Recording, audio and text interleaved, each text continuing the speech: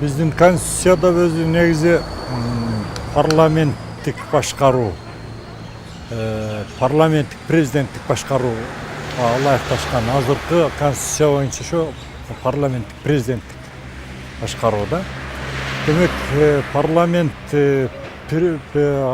башка бийликтерге салыштырмалуу бизде бийик туруш керек, бардык тарабынан бийик туруш керек. Кыскасы бардык бийлик бутактарынан отчет алууга, алар көзөмөлдөөгө, текшерүүгө мүмкүнчүлүгү бар да.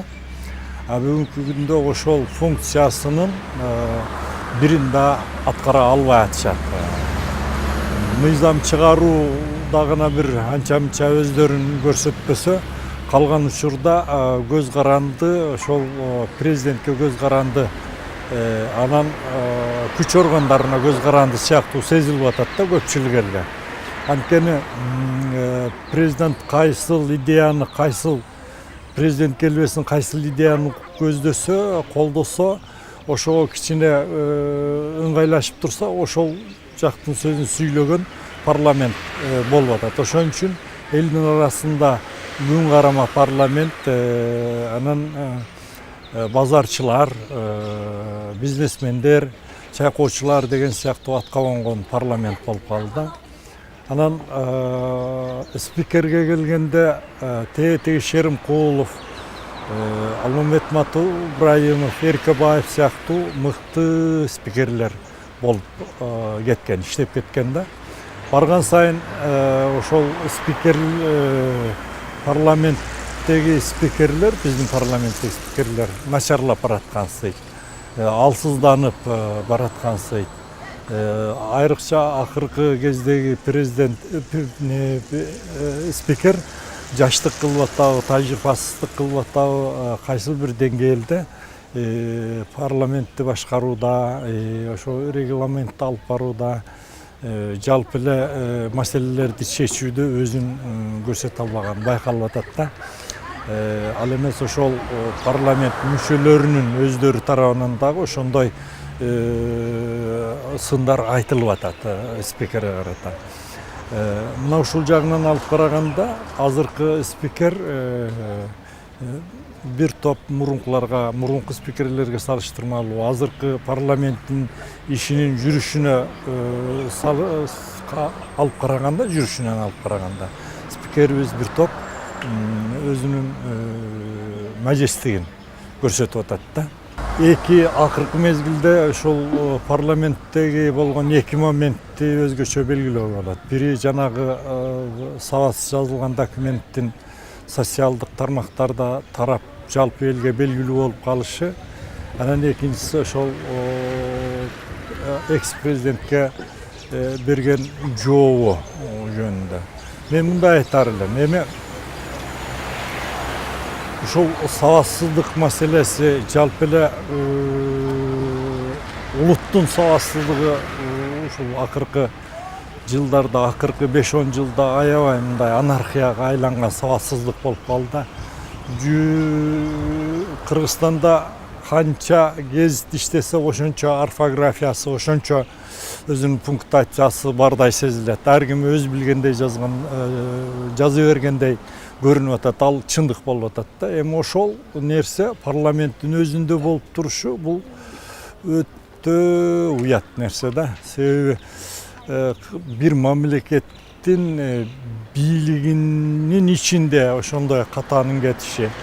Кечээ эле президенттердин жолугушуусунда болгондо да дүйнөдөгү 10 күчтүү өнүккөн мамлекеттин президенти келип аткан мезгилде ошол расмий тилде жазылган документ, көрнөк жарнактардын чоң ката кетириши бул өлбөгөн 4 чыйрага калды да, кыскасы. Анан экинчиси, мен мындай ойлойт элем, эгер кандай гана жеке адамбы же бул уюмбу кимдир бирөөнүн сөзүнө жооп кайтаруу алдында терең ойлонуп көрүш керек да. Акылдуу, мындай билимдүү адам же билимдүү мындай бир уюмбу кайсыл бир нерсеге жооп берүүдө кээде жооп бербей да коет да, ошогочу. Себеби мен теңелбейин деген ой болушу мүмкүн.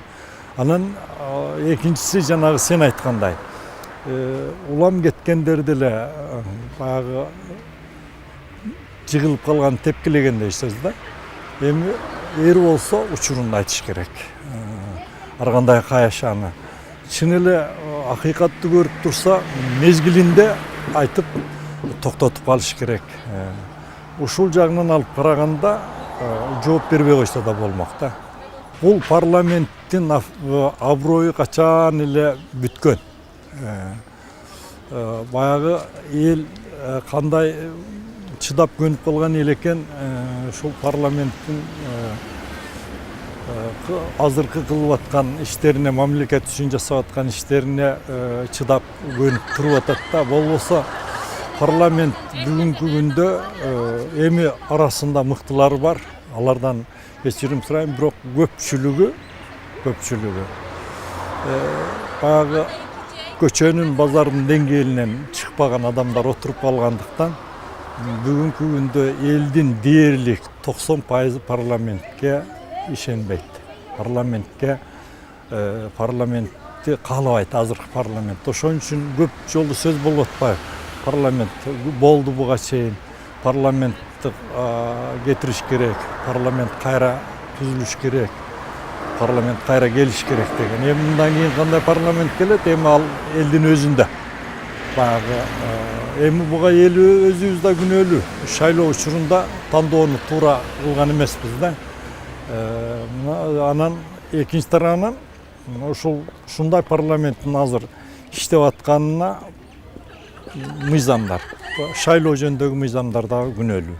Ошол жакшы парламент тарабынан жакшы иштелип чыккан эмес да.